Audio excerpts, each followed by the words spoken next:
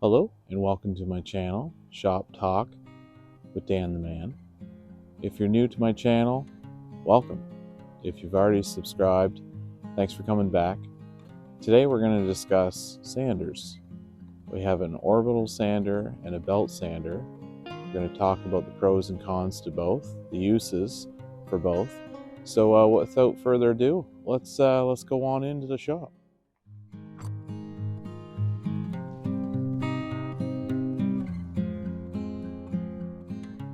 Today's video, we're going to go over what the difference is between these two machines. One, an orbital sander, the other, belt sander. So you might ask yourself, which of one of these sanders is best? Well, that really depends on the project you're doing. Some projects require a little bit more grit. If you're, say, doing a countertop that has paint on it, or it's a rough board that hasn't been sanded, this belt sander will take the grit off very quickly without any hassle. However, if you're doing a job that requires a little bit more of a soft finish that doesn't need the extra power, that's where the orbital sander would come in handy. So both these are RIDGID.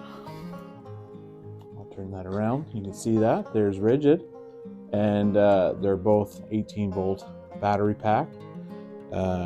They have a little dust collector bag with them, and what I like most about this orbital sander is it has an adjustable speed setting here. You can see with the dial, so you can raise your speed or lower your speed depending on what the project is or what you're sanding. So that's very handy. And yeah, I'll just turn it on, give you a little test.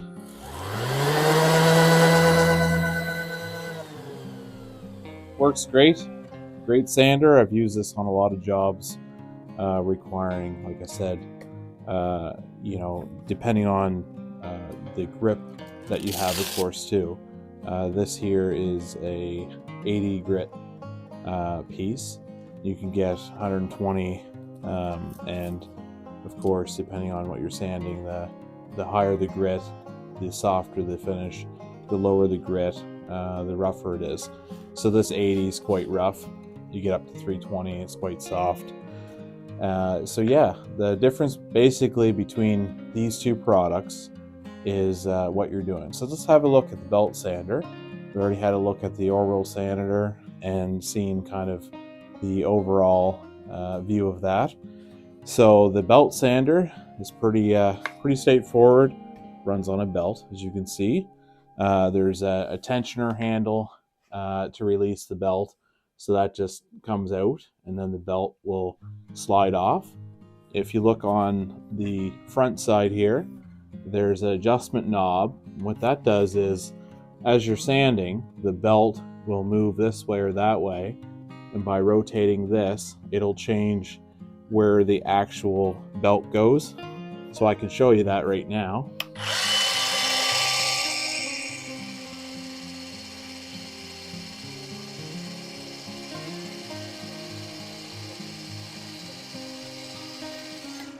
So that just moved back and forth, so that helps you adjust the belt on the belt sander.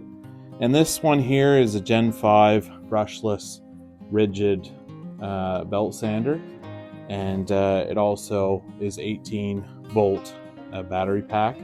So this one here is a 4 amp hour. You can use any type of battery that's RIDGID and it's 18, so it could be 2 amp hour, 4 amp hour, 6 amp hour, and they all work just fine. This one also has a dust collector bag, so you can get all your dust. It actually works quite well with trapping dust, so it sucks up through and then of course runs in, and then it will catch in the bag. They recommend you take this off halfway, give or take. You don't want to overload it, or else the sand will, of course, the dust will reach back and go on your project. So yeah, that's basically the difference between a belt sander, and an orbital sander. It all really comes down to the job that you're doing. So, you know, both are handy, both are useful. I've used the belt sander quite a few times to take down, like I said, rough boards so that aren't fully finished, and basically paint. There's a number of jobs that require a belt sander. And if you didn't have a belt sander, this orbital sander is still an option. However, you'll be spending a lot more time on your project due to the fact that this isn't you know, a hardcore sanding device, whereas this, as you can see by just the overall blueprint of these two tools, there's a huge difference. And so pros and cons. Well, this is where we get to the project once again.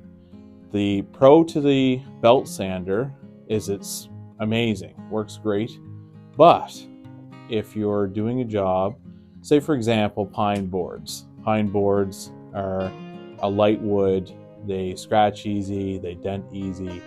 So with the belt sander, if you're using the belt sander, it only goes one way. The track is only one way. So if you have it on a pine board and it rocks, or you put too much weight on one side or the other, it's going to gouge. It's going to gouge real bad. So you have to be always aware of what you're doing with the belt sander.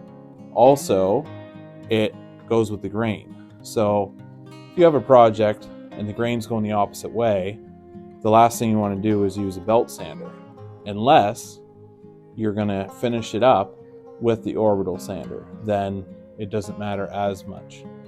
But just be cautious with the belt sander. So that is a con with the belt sander, is having gouges.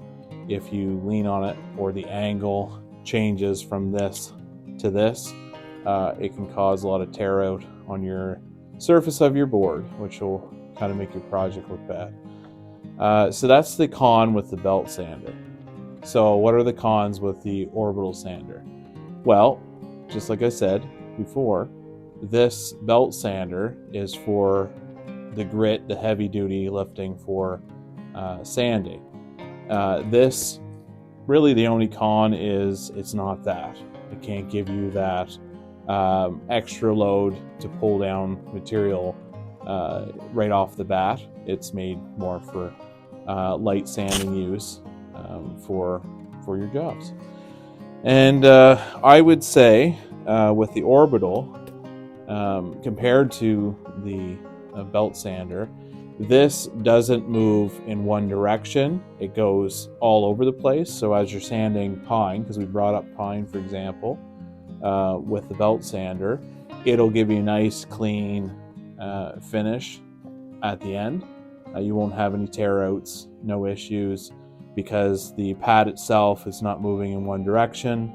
You don't have to worry with the grain as much. It will go kind of all over the place and give you a even sand. So I hope you enjoyed this video, and if you haven't subscribed yet to this channel, please do. I really enjoy doing these videos, and you know, there's a bunch of tools behind me right now that I'm going to dive into at some point. So just stay tuned for any new videos. And the goal with this channel is just to get out in your shop. My shop's not that big. It's just a shed, and you know, I can almost touch the walls, not quite, but yeah. So it's just basically getting out in your shop, using your tools, and just having fun with what you have.